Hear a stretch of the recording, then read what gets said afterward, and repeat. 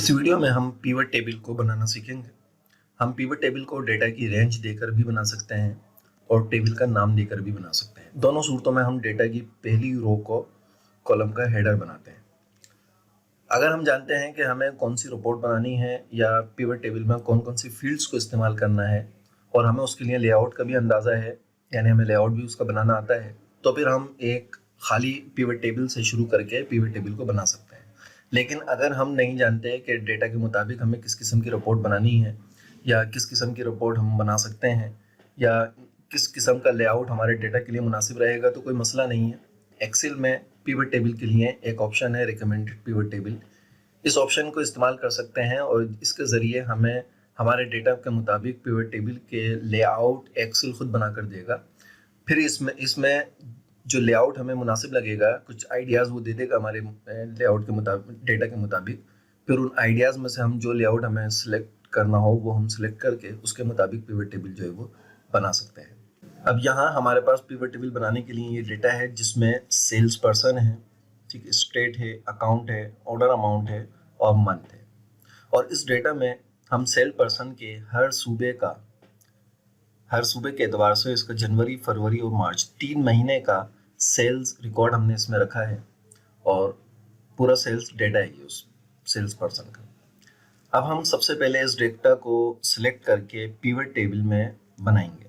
Data को select करने से पहले हमें ये देखना होगा कि जिस डेटा को भी हम सिलेक्ट कर रहे हैं इसकी जो पहली रो है वो उस डेटा का हेडर होना ज़रूरी। और हेडर करनी है, जैसे ये पहली रो है इसकी, तो ये हेडर कैसे होगी कि हम इसके कॉलम को कोई नाम देंगे और उसे बोल्ड कर देंगे तो वो उस कॉलम का हेडर कहलाएगी। तो ये करना ज़रूरी है क्योंकि जो पिवट टेबल हम बनाते हैं, पिवट टेबल की जो फील्ड्स होंगी वो फील्ड्स इन्हीं कॉलम्स के जो फर्स्ट रो होगी उसका नाम होती है। अगर हम ये नहीं देंगे तो पिवट टेबल फिर नहीं बनेगी, ये ज़रूरी पॉइंट है। उसके बाद हमारे पास डेटा सिलेक्शन करने के कई तरीके होते हैं जिसमें से यहाँ पे हम 3 तरीके डिस्कस करेंगे। सबसे पहले एक तरीका तो ये है कि हम इंसर्ट में आए, इंसर्ट में आके मैं यहाँ पिवट टेबल में आया और जैसे ही मैं यहाँ पे आता हूँ तो ये जो पहला ऑप्शन हमारे पास है, choose the data that you want to analyse, यानी वो डेटा सेलेक्ट करें जैसे आप एनालाइज करना चाहते हैं। तो यहाँ पे सिलेक्ट अ टेबल और रेंज, इस सेक्शन में टेबल और रेंज का जो ऑप्शन है यहाँ पर मैं टेबल और रेंज को सिलेक्ट कर सकता हूँ, ठीक है। एक तरीका तो यह है कि इसको मैंने मैनुअली सिलेक्ट कर लिया। इसी के साथ साथ दूसरा तरीका यह है कि ये डेटा जहाँ तक बना हुआ है, यानी बीच में इसका अगर कोई गैप आ जाता है तो ये उसको नहीं लेगा। मैं यहाँ पे अपना इस सेल को सिलेक्ट करूँ, डेटा इस पूरे डेटा में कहीं पे भी सेल को रखूँ और यहाँ पिवट टेबल पे क्लिक करूँगा तो ऑटोमेटिकली इसने इस पूरे डेटा को ले लिया, ठीक है। इसी के साथ साथ दूसरा तरीका एक ये है कि मैं इसको एक नाम डिफाइन कर दूं इस पूरे एरिया को, और नाम डिफाइन करने के लिए मैं ये एड्रेस बार है, इस एड्रेस बार में या तो कोई भी नाम इसको दे दूं या दूसरा ऑप्शन है कि फार्मूले में आके मैं यहाँ पे डिफाइन नेम में आऊँ। डिफाइन नेम में मैं ये सिलेक्शन मैंने दी हुई है, यहाँ पे मैं इसको कोई भी नाम दे देता हूँ, जैसे कि मेरे पास यहाँ पे नाम है सेल्स पर्सन, ठीक है, और इसको मैं ओके करता हूँ। तो यहाँ पे इसका देखें नाम आ गया सेल्स पर्सन। अब यहाँ पे इसका तरीका एक ये है कि यहाँ पे मैं अब कहीं पे भी इसको सिलेक्शन ना करूँ, सिर्फ पिवट टेबल पे आया और यहाँ आके अब मैंने वहाँ पे उसको नाम दिया था सेल्स पर्सन का, वो नाम मैं यहाँ दे दूँ, इसको ओके करूँ तो ये पिवट टेबल मेरे पास सेल्स पर्सन की आ गई। और ये देखें आपकी ये जो मैंने यहाँ पे हेडर इसको दिए मैं वही पिवट टेबल में यहाँ पे हेडर मेरे पास फील्ड्स की सूरत में बन के आ गए, ठीक है। मैं कंट्रोल Z करता हूँ। उसके बाद तीसरा तरीका इसमें यह है कि मैं इस पूरे डेटा को एक टेबल बना दूँ।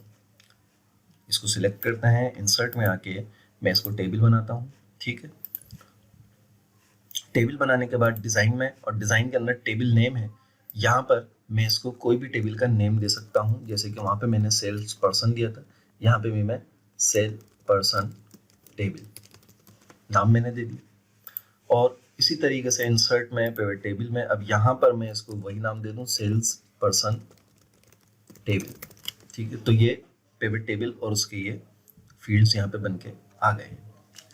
अब हम तीनों तरीकों में से किसी भी तरीके को इस्तेमाल करते हुए पिवट टेबल बनाते हैं। इन तरीकों में बेहतर तरीका लास्ट वाला तरीका है जो भी मैंने आपके सामने करा कि इसको पहले टेबल बना लिया जाए और टेबल का नाम दे दिया जाए और नाम देने के बाद इसको पिवट टेबल बनाए। ये प्रोफेशनल तरीका है। बाकी आप सिलेक्शन डेट रेंज को भी देके कर सकते हैं, और जो मैंने तरीके बताए उन सब तरीकों से कर सकते हैं, लेकिन प्रोफेशनल तरीका एक ये तरीका है कि टेबल बना के टेबल को नाम दिया जाए, उसके बाद यहाँ पे इसका पिवट टेबल में बना दिया जाए। कंट्रोल जी करता हूँ मैं। अब मैं इसको पिवट टेबल दोबारा से बनाऊंगा और उसके अंदर कुछ चीज़ आपको बताता हूँ। जैसे इंसर्ट में आया, इंसर्ट में आके पिवट टेबल मैंने क्रिएट करा, क्लिक करा पिवट टेबल के ऑप्शन पे, यहाँ पर ये मैंने सेल्स पर्सन टेबल जो कि टेबल का नाम दिया था वो आ गया। ठीक है, अब यहाँ पे हमारे पास एक ऑप्शन है use an external data source. Pivot table बनाने के लिए हम एक से ज़्यादा टेबल्स भी शामिल कर सकते हैं, जिसके लिए हमें डेटा मॉडल बनाना होता है। ठीक है, और जैसे कि यहाँ पे ये ऑप्शन है use an external data source, और इसी तरह एक और ऑप्शन है add this data to the data model. ये दोनों ऑप्शन को हम इस मकसद के लिए इस्तेमाल कर पिवट टेबल के अंदर जो है वो एक से ज़्यादा टेबल्स आ जाए, लेकिन इन दोनों ऑप्शंस को आप इसमें नहीं बल्कि इसी एप्लीकेशन के अंदर पावर पिवट के कोर्स के अंदर आप इसको देख सकते हैं। इसी तरह यहाँ पे choose where you want the pivot table report to be placed, आप कहाँ इस पिवट टेबल को प्लेस करना चाहते हैं। तो न्यू वर्कशीट में यहाँ पे हमारे पास नई वर्कशीट आ जाएगी, उसके अंदर ही आएगा। और एग्जिस्टिंग वर्कशीट में जिस तरह अभी इससे पहले मैंने बनाई थी, तो एग्जिस्टिंग वर्कशीट में उसी वर्कशीट में जो भी लोकेशन हम यहाँ देते हैं, फॉर एग्जांपल मैं ये लोकेशन इसको देता हूँ B20 की, B20 के अंदर ये यहाँ पे सेल मुझे बना के देगा, लेकिन मैं इसको न्यू वर्कशीट पे क्रिएट करवाता हूँ। ठीक है, ये ऑप्शन और ये ऑप्शन हम पावर पिवट का जो हमारा कोर्स होगा उस कोर्स में आप इसमें देख सकते हैं। इसको मैं यहाँ पे ओके करता हूँ। ओके करने के बाद आपने देखा कि एक नई वर्कशीट जो है यहाँ पे मेरे पास शीट 2 के नाम से आ गई है। ठीक है, यहाँ पे ये एक एरिया आ गया जिस एरिया के अंदर हम पिवट टेबल बनाते हैं। उसके बाद यहाँ पे पिवट टेबल टूल्स के नाम से एक और हमारे पास जो है वो बार आ गया, और उस बार के अंदर एक एनालाइज और एक डिज़ाइन के नाम से टेब आ रहा है। इसी तरह यहाँ राइट साइड पे पिवट टेबल फील्ड्स का पेन जो है वो शो हो रहा है, जिसमें यहाँ पे हमारे पास फील्ड है, और ये फील्ड्स वही हैं जो कि वहाँ पे हेडर थे टेबल के, वो फील्ड्स उसी नाम से हैं। और इस एरिया को हम फील्ड्स एरिया कहते हैं, और ये जो नीचे एरिया है इसको हम एरियाज कहते हैं। ठीक, अब हम इसको डिटेल में तो आगे अगली वीडियोस में देखेंगे, लेकिन इस वीडियो में सिर्फ हम इसको देखते हैं कि किस तरीके से जो है वो फील्ड्स वगैरह इसमें ऐड की जाती हैं। अब मसलन जो हमारे पास टेबल थी, उस टेबल में हम चाहते हैं कि इस डेटा के अंदर से हमें सेल पर्सन, हम ये रिपोर्ट हासिल करना चाहते हैं कि किस सेल पर्सन ने किस महीने में कितनी सेल की, ये रिपोर्ट हम इसमें बनाना चाहते हैं। इस काम को हम किस तरह आसानी के साथ कर सकते हैं। अब सबसे पहले हम यहाँ पे सेल पर्सन को लेना चाहते हैं, तो यहाँ पे मैं सेल पर्सन के जो चेक बॉक्स नज़र आ रहा है इसके ऊपर मैं चेक लगाऊंगा। जैसे मैंने चेक लगाया तो ये ऑटोमेटिकली रोज के एरिया के अंदर सेल पर्सन ऐड हो गया है।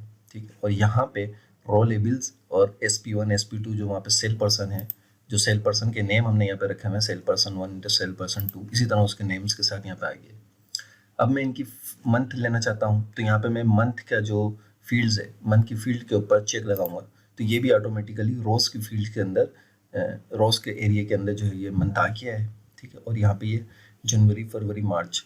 अब यहाँ पे मैं इनके ऑर्डर अमाउंट लेना चाहता हूँ कि इसने कितने ऑर्डर जो है वो किस सेल पर्सन ने लिए हैं, तो मैं ऑर्डर अमाउंट के ऊपर क्लिक करूँगा, तो ये ऑटोमेटिकली वैल्यूज़ की जो हमारे पास एरिया है वैल्यूज़ का, उस एरिया के अंदर ये आ गया है, और यहाँ पे ये उसकी वैल्यूज़ आ गई हैं सम ऑफ ऑर्डर अमाउंट के नाम से। अब हमारे पास दो कॉलम यहाँ पे पिवट टेबल के अंदर आ रही हैं, एक रो लेबल्स और एक सम ऑफ ऑर्डर अमाउंट के नाम से। अब आप यहाँ देख सकते हैं कि हमारे पास दो कॉलम्स आ रहे हैं, एक रो लेबल्स है जिसके अंदर सेल पर्सन है और मंथ हमारे पास आ रहे हैं, दूसरे में हमारे पास सम ऑफ ऑर्डर अमाउंट है जिसके अंदर यहाँ पे हर मंथ के एतबार से भी अमाउंट आ रही है, और हर सेल पर्सन की जो सब टोटल है वो भी यहाँ पे शो कर रहा है। और उसके साथ साथ आप यहाँ लास्ट में देख सकते हैं कि लास्ट में एक रो बनी है ग्रैंड टोटल के नाम से, और ग्रैंड टोटल में इन सब का ग्रैंड टोटल ये हमें निकाल के दे रहा है कि टोटल कितनी सेल हुई है, टोटल सेल और ऑर्डर अमाउंट जो है वो कितने टोटल आए हैं, वो सब यहाँ पे हमें निकाल के दे रहा है। अब यहाँ पे आपको मैं रिकमेंडेड पिवट टेबल जो है उसके बारे में भी बताता हूँ कि हम फॉर एग्जांपल यहाँ पे दोबारा शीट 1 में आते हैं, और फर्ज करें कि आप पिवट टेबल बनाना नहीं जानते या आपको अंदाज़ा नहीं है कि कौन सी फील्ड्स को कहाँ रखने से मतलूबा रिपोर्ट हासिल होगी, तो आप रिकमेंडेड पिवट टेबल जो कि इंसर्ट के अंदर ये हमारे पास ऑप्शन है रिकमेंडेड पिवट टेबल्स, इस ऑप्शन को हम इस्तेमाल कर सकते हैं। और ये ऑप्शन आपके जो भी हमारा डेटा होगा, ये मुख्तसर सा डेटा, इसके बड़ी से बड़ी टेबल्स होंगी जिनकी हज़ारों की तादाद में रोज़ और कॉलम्स हों, तो ये आपके डेटा के मुताबिक पिवट टेबल के लेआउट को क्रिएट करके, उनके आइडियाज़ को क्रिएट करके हमें देगा कि आपके डेटा के मुताबिक कौन कौन से पिवट टेबल्स बन सकती हैं। फिर उसमें हमें जो लेआउट पसंद हो वो हम सिलेक्ट कर सकते हैं। तो हम इसको यहाँ रिकमेंडेड पिवट टेबल पे क्लिक करते हैं। जैसे इस पर मैंने क्लिक करा, चूंकि सेल इस पे था तो इसने इसको ले लिया है। अब उसके बाद यहाँ पे देखें कि लेफ्ट साइड पे हमें कुछ 4 टेबल्स बना के शो कर रहा है, 4-5 टेबल्स, और यहाँ पे उसका प्रीव्यू शो कर रहा है। तो ये हमारे पास है एक टेबल जिस पे मैंने क्लिक करा तो ये उसका प्रीव्यू यहाँ शो कर रहा है, sum of account by sales person. ठीक है, ये सेल पर्सन के एतबार से हमें उसका सम निकाल के दे रहा है उसका अकाउंट का। ठीक है, जो अकाउंट के हमारे पास ये कॉलम है। इधर ये रो लेवल, ये sum of order amount by state, ये स्टेट के एतबार से हमें ऑर्डर अमाउंट को सम करके दे रहा है। इसमें ये हमें sum of account by state, state के एतबार से ये अकाउंट हमें सम करके दे रहा है।